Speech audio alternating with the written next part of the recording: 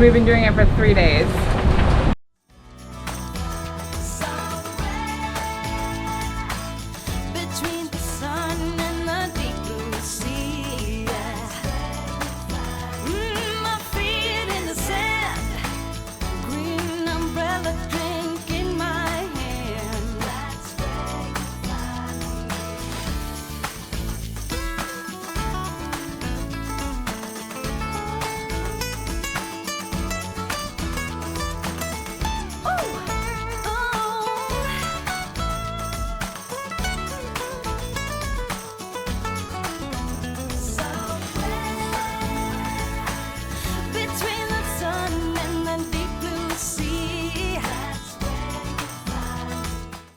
There's an old saying, a gentleman never sails to weather.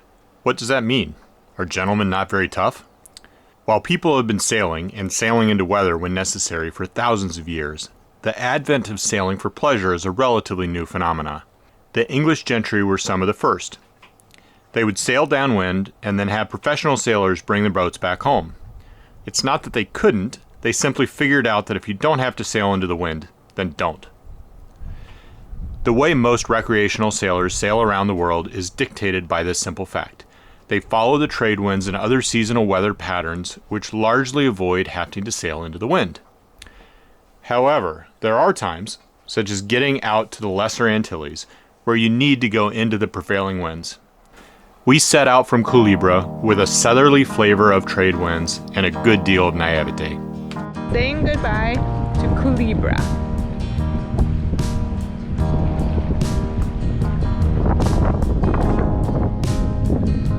On our way on a multi-day passage to Antigua. Hopefully we can get there with this wind. We'll see. Fingers crossed.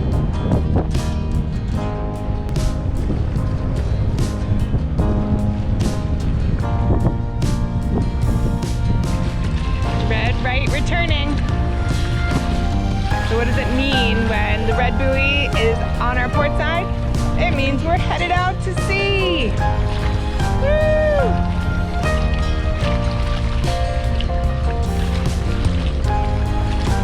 Saying goodbye officially to Puerto Rico today.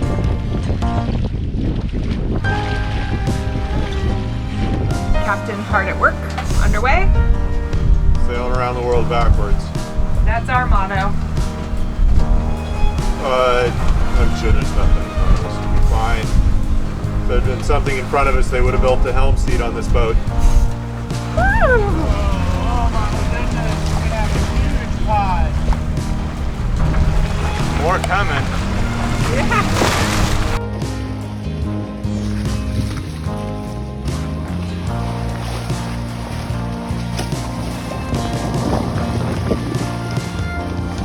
There's two back there. I think there's a baby with a mama. There we go. So, Mom, did we catch your fish? I think we did. I don't know. We'll see. Is it a barracuda? One. Usually it is a barracuda. Can we bring it on board? Usually we cannot bring it on board. Unless it's a barracuda, then we always bring them on board. Should we put a different lure on Dad? The barracudas really love this lure.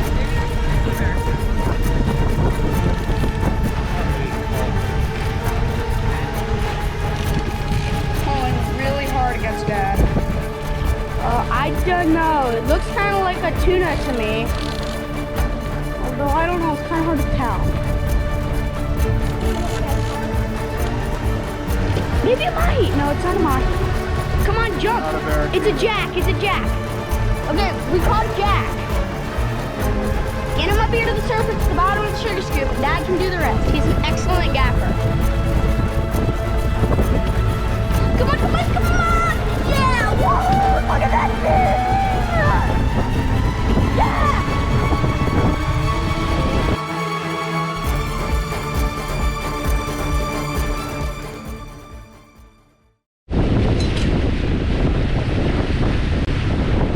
One last ceremonial goodbye. Whoop! There it goes. since you came. It was a good hat while it lasted. A long time. It did. I removed all the plastic and any synthetics from the hat, so don't worry. Nothing plastic went overboard just there.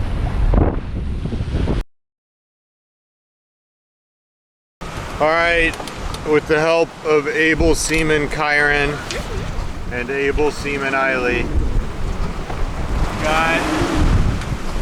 well, the jib was easy. Got the main up with a couple of reefs in it.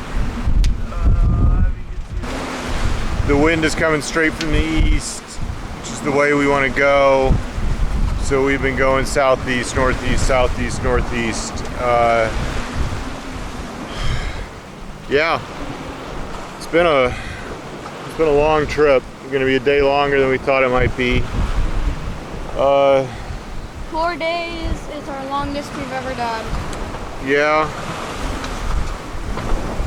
How are you doing, Kieran? I am doing good.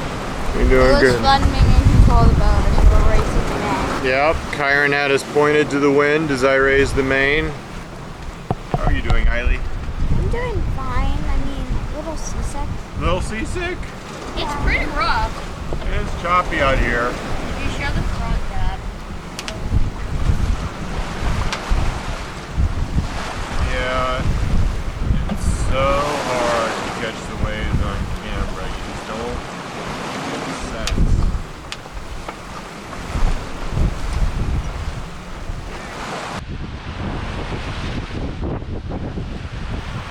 We didn't get footage of it as Megan and I literally had our hands full, but we're coming off a very rough night at sea. So what happened last night? Last night was the second night on our passage from Culebra to Antigua, and it was probably the scariest moment or scariest sailing conditions that we've experienced. Were you scared? I was nervous that we were getting overpowered. Yeah. So of course it happens in the dark, like a couple hours after sunset. The winds pick up. We had full sails up, and we were just all of a sudden getting overpowered. Gusts of wind anywhere from 22 to 28 knots. What makes you say we were getting overpowered? The motion of the boat, the sound of the boat, the feeling, it was scary. There was loud bangs and crashes. We were really bouncing around. I feel like we need to have a more rigid plan and protocol for when and how we reef the main in pop-up squalls like that. It was really, I think it was a scenario where the winds could have even gone stronger. What would have happened if they started gusting 30, 35 knots? That's not the moment in which you want to be sending someone forward to go and reef the main in the dark. Absolutely. So I think that was a real big learning for us. Well, my experience was different from yours last night. I wasn't scared. I did not think the boat was getting overpowered. It was sporty sea states. There was quite a bit of chop, and the slapping when a wave hit the underside of the boat was really loud inside. And I mean, there was moments of definite roller coaster, like up and down and up and down. Absolutely. Yeah. We're doing that right now. Yeah, but not nearly like Sure. we were. Sure. Well, I get more concerned about the mast getting overpowered and demasting the boat. Well, or ripping the main or something. Okay. Yeah, no, and I to me, this is an example of the idiom, axiom, whatever it is, but that the boat can handle more than you can. And I feel like that's absolutely true for this boat. And I think last night you said you know what, this is more than I want to handle. And so we acted. At first we put a reef in the jib, and then we took the jib down, and then we took the main down and put the jib back up. And that's all great because you said, hey, this is more than I want to do. Right, but it didn't.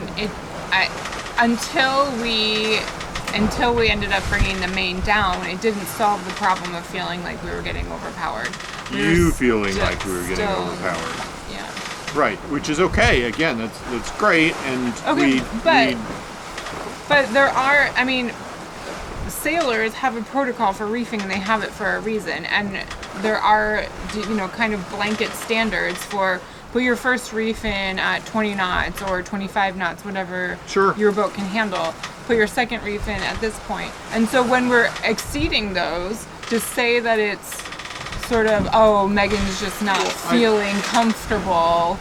You weren't feeling comfortable, and that's okay, because I don't feel like there was evidence that the boat was getting overpowered. I think that was your perception. But at what point do you feel that? Well, okay, but not then. And like when we stopped last night, so when main is down, jib is down, let's reassess. We have 0 sail up. Right. We were in 13 to 14 knots of wind. And it was incredible.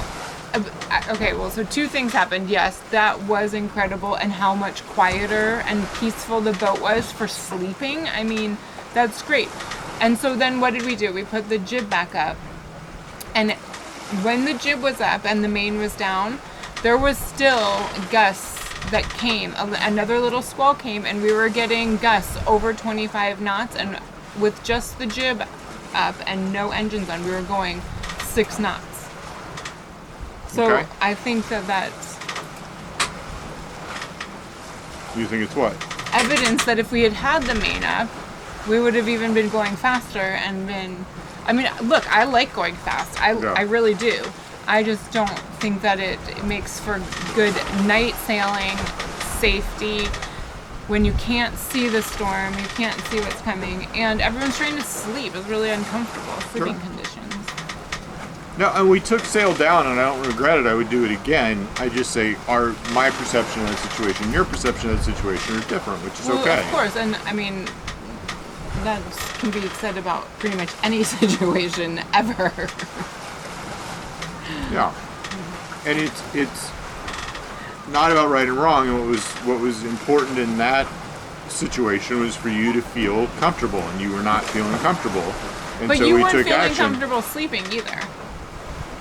Well, we don't know that we need to get into that. Well, I think it plays into it.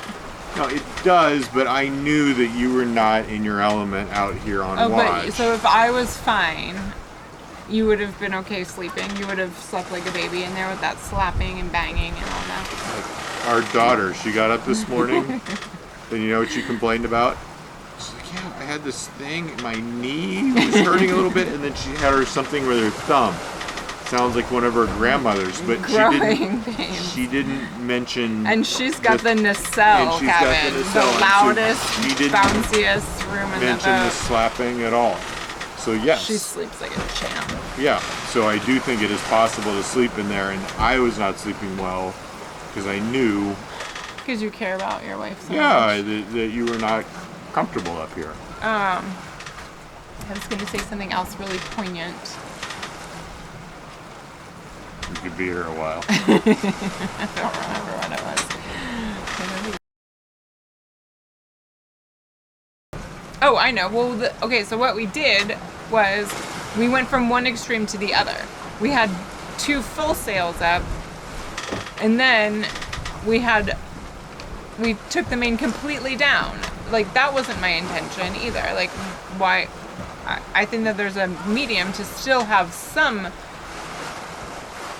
gain from the wind conditions without going to the full extreme of taking the sail completely down.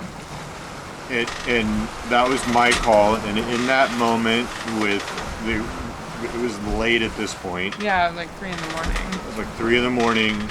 Neither one of us had gotten really any sleep at that point, coming off another night and not very much sleep. And given our nerves at that point, I decided it's much easier just to go up let the halyard go, let the main come down, and we'll deal with whatever we deal with in daylight. Yeah, and So I and don't someone to be regret really slow. that at all. Yeah.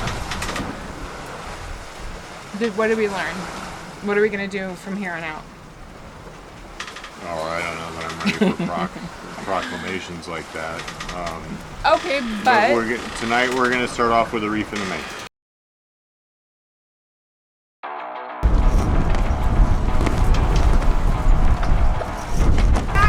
out again, and it's not gonna lower. Yeah, I don't get it. Yeah, sure, pull that out. That's not stopping the sail from lowering. No, it's not. It's the topping lift that stands on the third reef somehow. It has nothing to do with that mat.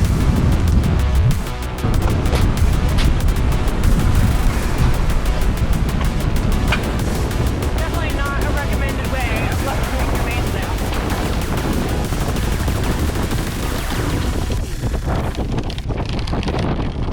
So we can't see it super clearly yet, but as we got the sail down to the closest point that we could take a look at it, it looks like what may have happened is that the halyard got pinched in the rolling block between the little roller part and the side of the block, the turn, is that called a turnbuckle? I don't know what that's called, a turning block. And got pinched, and that's why the sail wouldn't come down. How you doing? Fine. This has been a really tough passage. It's been the hardest one we've done. Yeah, for sure. This passage has been tough. What makes it really hard is when we're not feeling good. The sea state has just made the boat really uncomfortable. It's hard to get just simple things like go to the bathroom, get water, make food. We've all been feeling really lethargic and a bit grouchy, not sleeping well. The kids have been sleeping like champs, actually. But I haven't been sleeping at all. oh, never mind. They've been sleeping terribly. Feeding straight into the wind sucks. Really uncomfortable. Emotionally, physically, mentally. But this is the longest passage we've done, and hopefully we won't have to do another long passage for a while, and when we do, hopefully it will be under better conditions. I want the next time we do 200 miles straight into the wind like this to be in the Red Sea. That's my goal. Nice. It may have to happen, I don't know. But it won't happen between here and Panama. Yeah. But Panama to Ecuador, if we do that, maybe. But, I don't know. I don't know 200 miles will ever get straight into the wind. And we didn't have to do 200 miles this time. We could have broke it up. Yeah, we We got it. chose not to break it up. Yeah, this should be, knock on wood, this is the end of the Thorny Path for us. The end of the Thorny Which is Path. not to say that like stuff won't keep breaking and it's going to be challenging, but just Yeah. into the wind. For sure, the best sailing that we've done, though. We've been learning. Yeah, too. we definitely have been learning. We both really, I think, like sailing more than we thought we were going to. We knew we wanted to buy a sailboat and go sailing, but we kind of thought it was a means to an end. But I think we both really like the sailing aspect and would like to learn more and become more proficient at it. There's definitely learning to be done there to gain more speed, but this has been an exciting passage for that. Had really strong winds and... We are going to stop. It's raining. Over 30. Woo!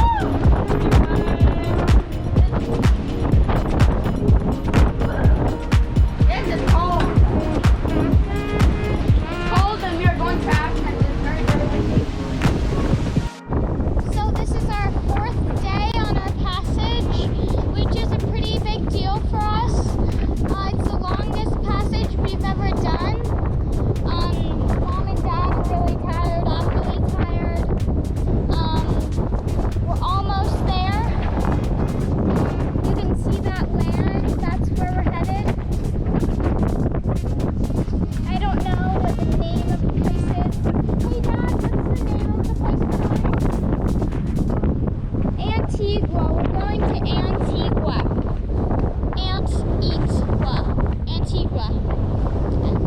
Join us next week as we attempt to get Scout back in ship shape, debate if we learned anything from our rough passage or not, and set out to explore Antigua.